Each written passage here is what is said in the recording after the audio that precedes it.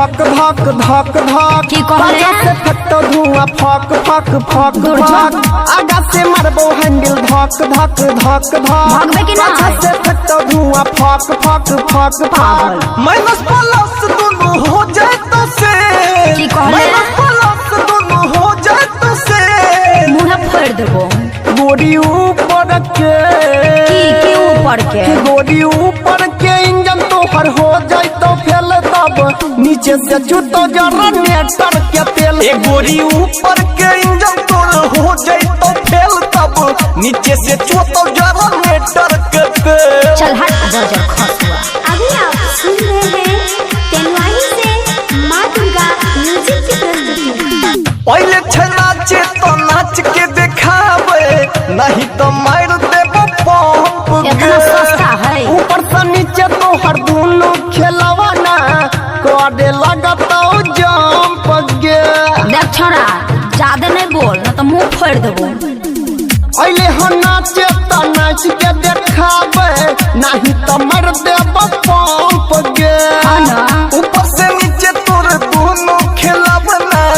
करे लगता जंप गे इतना सस्ता 5 है मिनट में तू हो जाए बेरे 5 मिनट में तू हो जाए बेरे भागबे कि नहीं तो से गोरी ऊपर के सटहा कहीं के गोरी ऊपर के इंजन तो हर हो जाए तो फेल तब नीचे से जूतो जनरेटर के तेल गोरी ऊपर के इंजन तो हो जाए तो फेल तब नीचे से जूतो जनरेटर के तेल भागबे कि नहीं लफुआ कहीं के। अभी आप सुन रहे हैं तेनवाही से माँ दुर्गा म्यूजिक की प्रस्तुति।